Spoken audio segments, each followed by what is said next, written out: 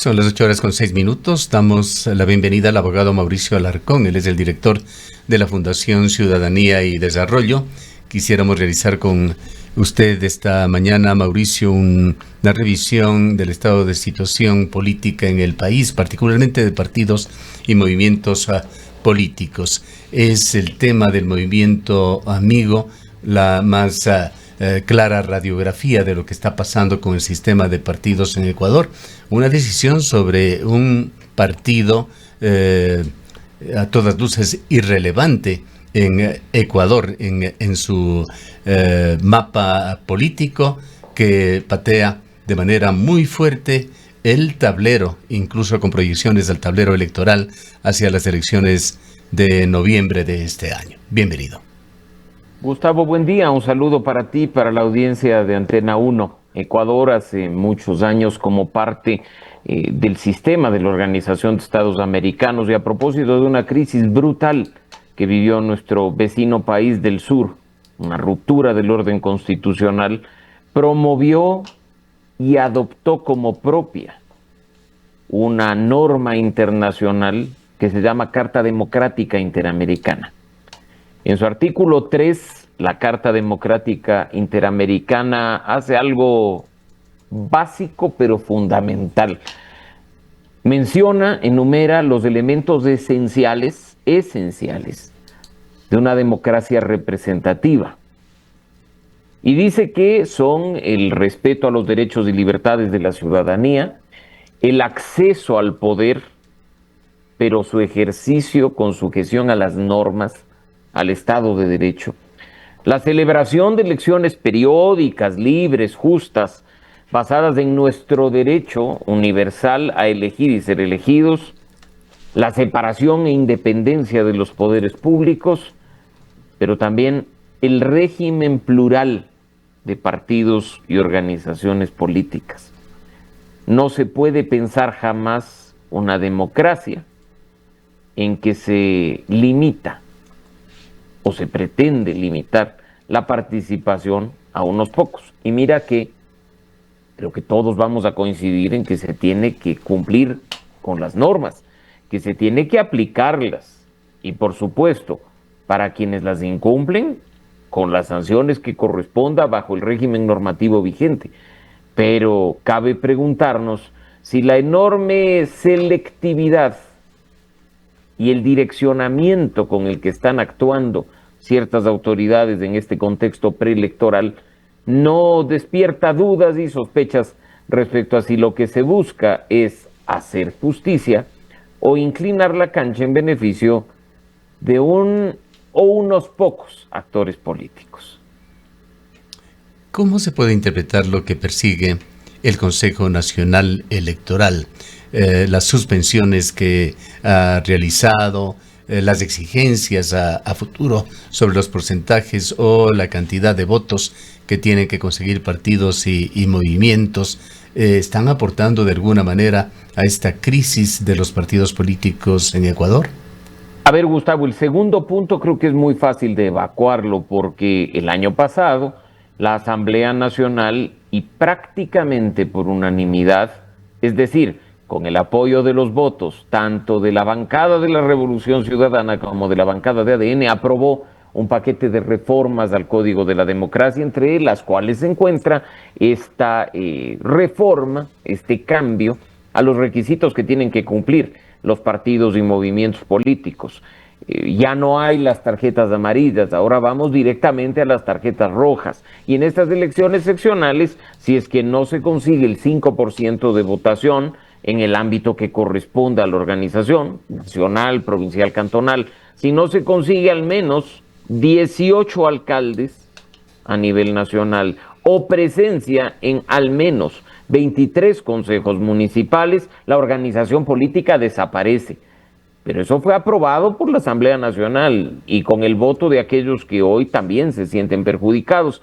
Las vueltas que da la vida, sí, la norma se encuentra ahí. Sobre lo primero, ya es un asunto mucho más preocupante, insisto, por las dudas que genera esta selectividad en el accionar de las autoridades electorales. Brevísimamente, y un paréntesis, pues la respuesta aún no está completa. Mauricio, ¿cómo se vislumbraría el mapa electoral si es que se aplica efectivamente esta regla luego de las elecciones? Mira, habrá una depuración brutal de cara a las próximas elecciones, que son probablemente, y si se siguen las reglas de juego, las presidenciales del año 2029, presidenciales que además van de la mano de unas legislativas. Se dará una depuración para ya no tener quizá 230 organizaciones políticas, sino quedarnos con unas pocas, sin olvidar que de momento apenas 17 son de carácter nacional, pero muchas de ellas ya quedarían bajo esta regla y como pintan las encuestas y los estudios de opinión, fuera de nuestro panorama electoral para los siguientes procesos. Así es que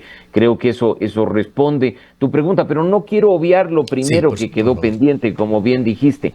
Y creo que aquí hay que recordar, como te decía meses atrás, a propósito del trabajo que hacemos en Ciudadanía y Desarrollo con nuestro Observatorio al Financiamiento de la Política, que compartimos con ustedes, lo discutimos aquí, esos informes de los partidos y movimientos que no han rendido cuentas de las campañas electorales, ¿no? Que no presentaron a tiempo sus informes de ingresos y de gastos, que no rindieron cuentas con un informe consolidado, económico de una campaña electoral.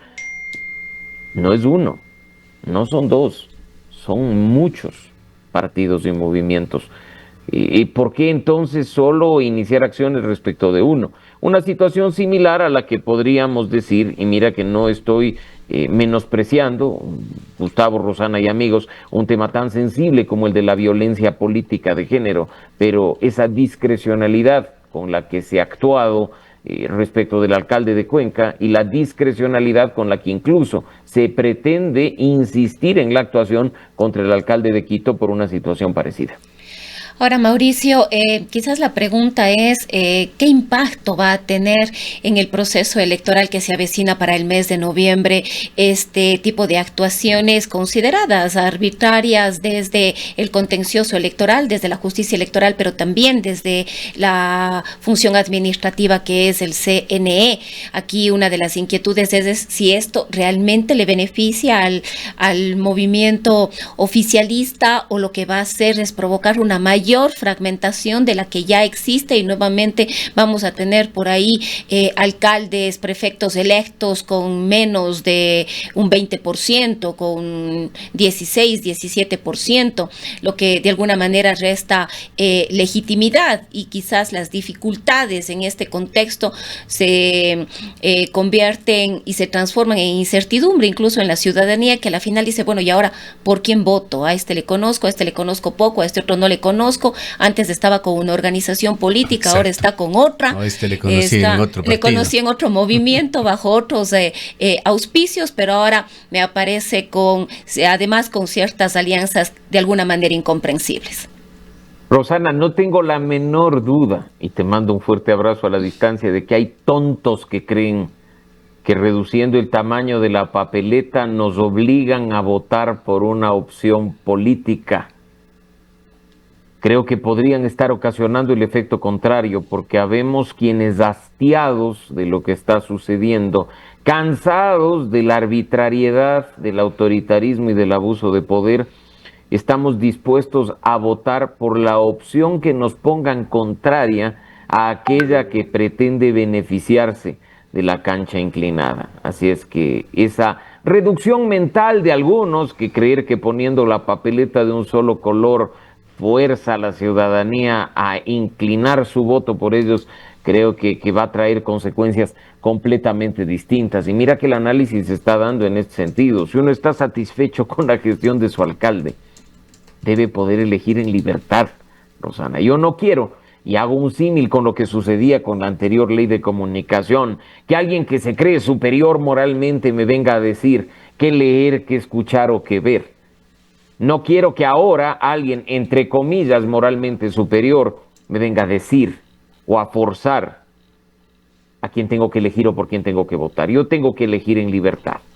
Y yo quiero ver en la papeleta a los que han seguido los procesos, a los que quieren ser candidatos, no a los que pretenden llenar la papeleta por mandato de una autoridad superior. El ejercicio de nuestro voto en libertad en estos momentos es fundamental. Y creo que también en noviembre de este año, al igual que en noviembre del año pasado, podemos mandar un mensaje muy claro a quienes creen que la política no nos importa. Ahora, Mauricio, para entender el Ecuador hay que permanentemente leer e interpretar la letra chica. Esta decisión del juez del Tribunal Contencioso Electoral sobre la recusación presentada por el movimiento Amigo en su contra se sostiene en que Francisco David Lorpisco incurre en un conflicto de legitimación electoral, pues ha sido, recién lo descubren, en forma simultánea, directivo de otra organización política de Manabí, más allá de Amigo. Y aquí está la discrecionalidad. No hay control, no hay confianza en el sistema electoral, que ya cae a una sola cifra de quienes creen en este organismo. ¿Qué revela este caso particular de Francisco Lor, quien figura como directivo en dos organizaciones políticas? Alguien le habrá aprobado como directivo y alguien habrá aprobado a sus organizaciones políticas. Pero ¿qué dice esto sobre justamente esa discrecionalidad y esa debilidad de los controles internos del sistema electoral? Ese es el punto clave, mi querido Gustavo, porque sapos hay en todo lugar y con todas las actividades de la vida. Hay sapos en el ámbito electoral, hay sapos en el ámbito empresarial, que se creen muy vivos como para ser directivos en dos organizaciones políticas, contrariando la ley orgánica electoral y de organizaciones políticas. Pero en un país donde mandan las leyes, donde rige el Estado de Derecho y donde las instituciones funcionan, las pretensiones de los sapos quedan a medio camino. ¡Oh, sorpresa! Precisamente ayer, y a propósito de una recusación, aparece que este señor Lor es directivo tanto del movimiento Amigo, de carácter nacional, como del movimiento Sí Podemos, de carácter provincial, específicamente de Manabí. No hubiera sido lo óptimo que al momento de pretender registrarse, si es que efectivamente pasó como directivo de una organización provincial, autoridad electoral le diga, oiga, no puede porque usted ya es directivo de una organización de carácter nacional? ¿Dónde quedan las instituciones? ¿Dónde quedan los controles? ¿Dónde quedan las autoridades? ¿Será este el único caso, Gustavo? ¿Tendremos más casos que probablemente descubramos a medio camino porque por ahí alguien trata de hacer las cosas y selectivamente de nuevo se pretende impedirlo? Entonces, nos queda claro, una vez más, la incapacidad en un evento electoral de la institución electoral para llevar adelante de la manera correcta su trabajo, y nos queda también clara la enorme discrecionalidad con la que ciertas autoridades actúan para, en definitiva, beneficiar a unos pocos e incluso, quién sabe, beneficiarse a sí mismo. Unánimemente todos los presidentes del Tribunal Supremo Electoral, hemos entrevistado a 3 o 4 de ellos que todavía están activos y preocupados por lo que pasa en el Ecuador, señalan que el Consejo Nacional Electoral no puede estar peor, de que no hay confianza en absoluto en la población en este organismo.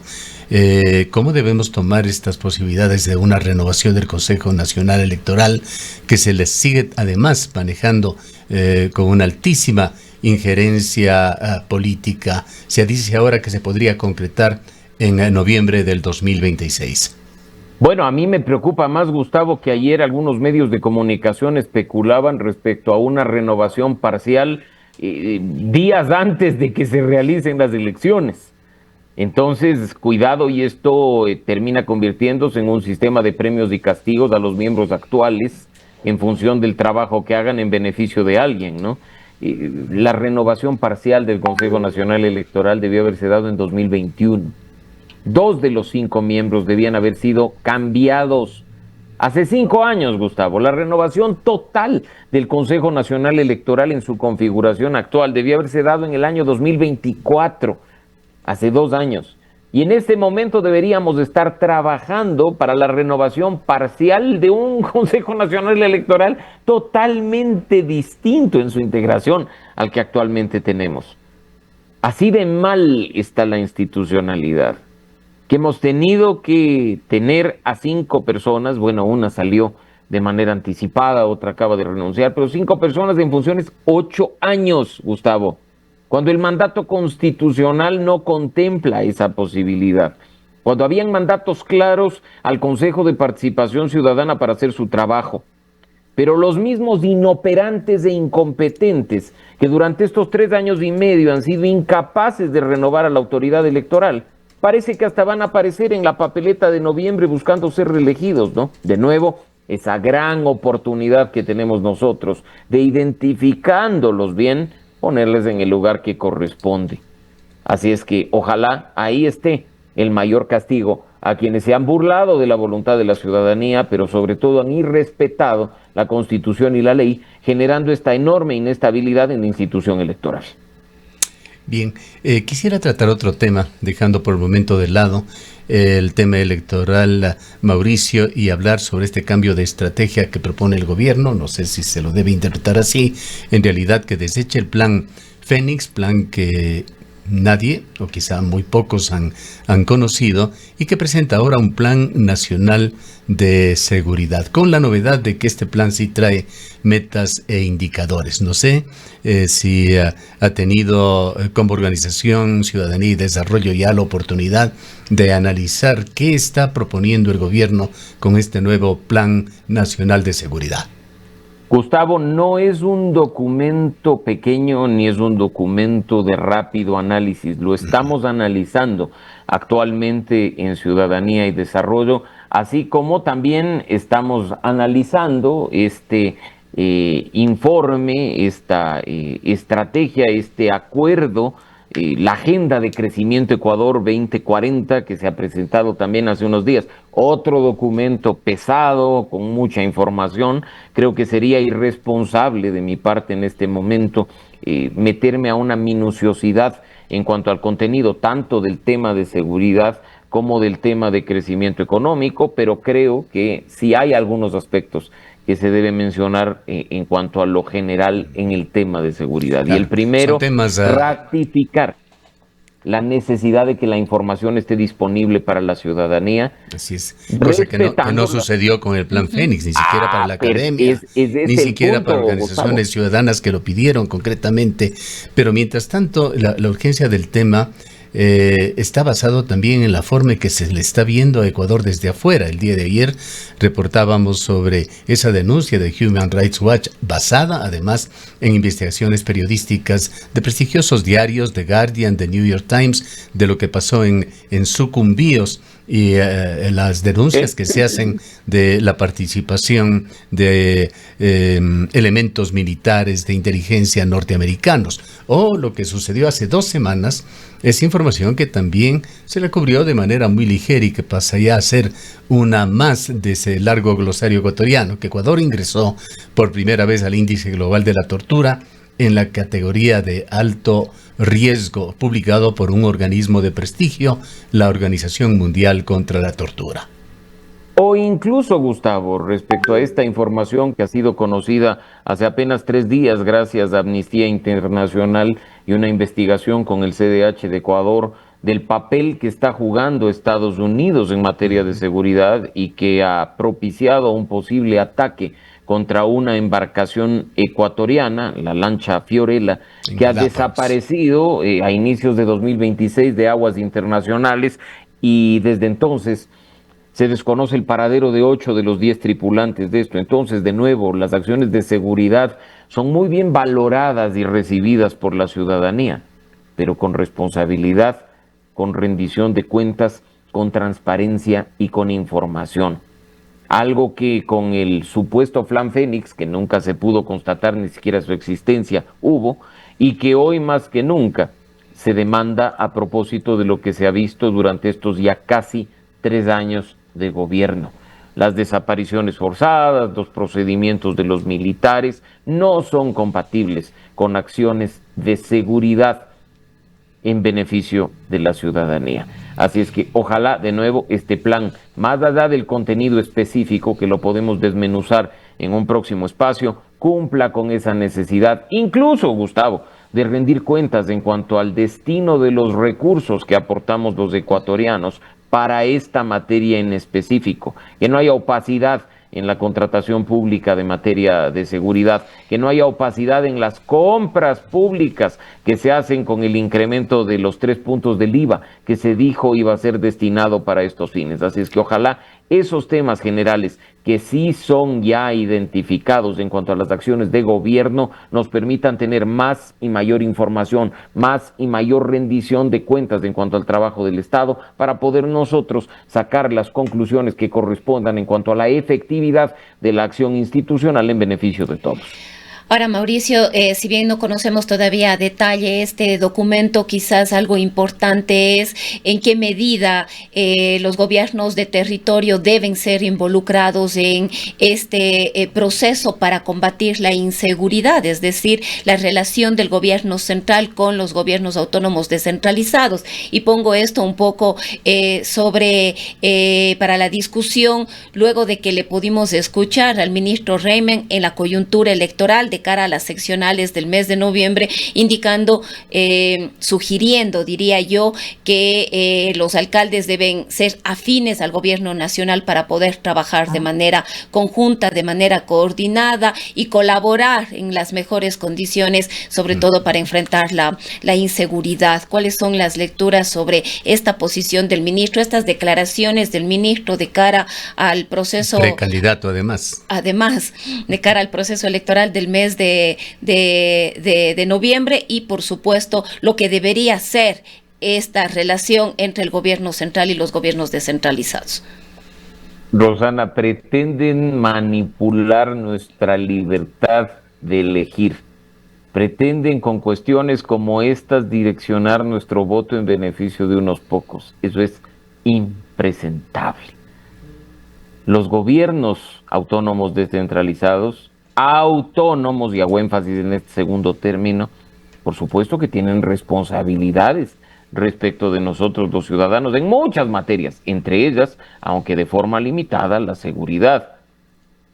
Esa acción conjunta tiene que darse independientemente de la bandera política con la que el candidato llegue a ser autoridad o la organización política que tenga una mayoría dentro de un consejo municipal.